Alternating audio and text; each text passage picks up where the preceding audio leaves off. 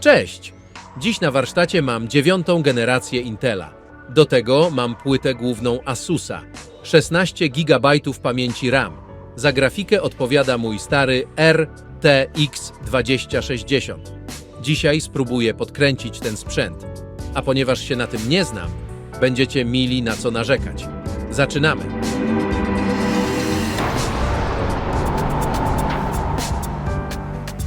Intel Core i5 9400F to procesor 9. generacji pozbawiony zintegrowanego układu graficznego. Posiada 6 rdzeni, 6 wątków, 9 MB pamięci Smart Cache oraz częstotliwość bazową 2,9 GHz, którą można zwiększyć do 4,1 GHz w trybie turbo. Tyle teorii. W praktyce ten układ można podkręcić tylko poprzez zmianę częstotliwości magistrali. Wydaje mi się, że program iSuite Asusa potrafi podkręcić procesor. Ściągam i instaluję program. Jeszcze tylko restart komputera. I co my tu mamy?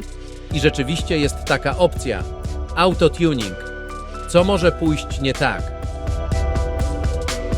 Po restarcie komputera wyświetliło się podsumowanie podkręcenia procesora. Kartę graficzną podkręcę przy pomocy programu MSI Afterburner. Po prostu przesuwam suwaki trochę w prawo. Nic nie wybuchło. Zatem zabieram się za testy komputera.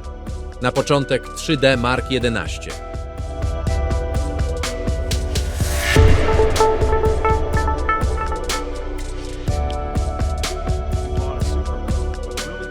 Najpierw na ustawieniach fabrycznych uzyskałem 8887 punktów. Po podkręceniu samego procesora wynik praktycznie się nie zmienił. Wzrósł tylko o 18 punktów, czyli około 0,2%. Natomiast kiedy podkręciłem również kartę graficzną, wynik skoczył do 9221 punktów. To daje około 3,8% wzrostu wydajności względem ustawień bazowych. Jak widać, w tym teście procesor nie wniósł prawie nic, a cała poprawa pochodzi z podkręcenia karty graficznej. W Cinebenchu R20 sytuacja wygląda inaczej niż w 3D Marku. Na ustawieniach fabrycznych procesor zdobył 2404 punkty. Po podkręceniu do 4,2 GHz wynik wzrósł do 2467 punktów, czyli około 2,6%. Natomiast po podkręceniu także karty graficznej rezultat praktycznie się nie zmienił. Wyszło 2460 punktów, czyli tyle samo w granicy błędu. Widać więc, że w Cinebenchu liczy się tylko procesor, a karta graficzna nie ma żadnego wpływu na wynik. W Cyberpunku 2077 na ustawieniach bazowych średnia liczba klatek wyniosła 61,8 klatki.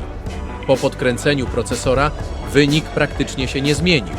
61,9 klatki na sekundę, czyli zaledwie 0,2% różnicy.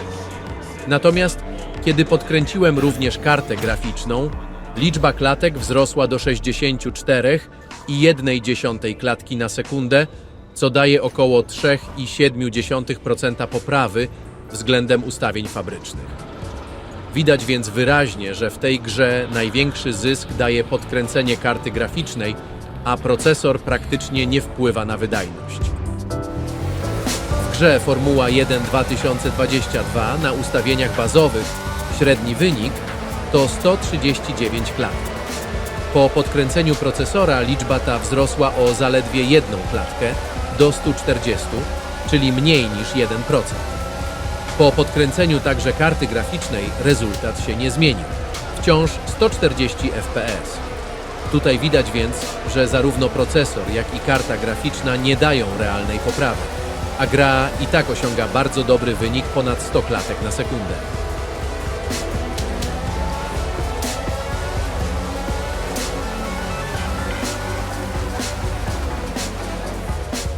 W GTA 4 średnia liczba klatek na ustawieniach bazowych wyniosła 65,5 klatki na sekundę.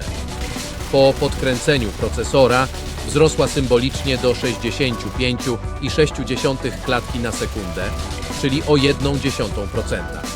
Z kolei po podkręceniu także karty graficznej wynik to 65,7 klatki na sekundę, co oznacza zaledwie 0,3% więcej. W praktyce więc różnic nie da się odczuć. Ta gra i tak mocno ograniczana jest przez silnik i nie korzysta w pełni ani z procesora, ani z karty graficznej. No i tak wygląda podkręcanie mojego zestawu. Procesor zyskał jakieś symboliczne ułamki procenta. Tak małe, że nawet kalkulator się zdziwił, po co ja to liczę. Karta graficzna dała trochę więcej, bo około 3-4% wzrostu, czyli powiedzmy dodatkowy ziemniak w zupie, ale na pewno nie cały garnek. W praktyce więc komputer nie zamienił się w rakietę kosmiczną, ale przynajmniej wentylatory miały okazję rozgrzać się jak turbina w Boeingu.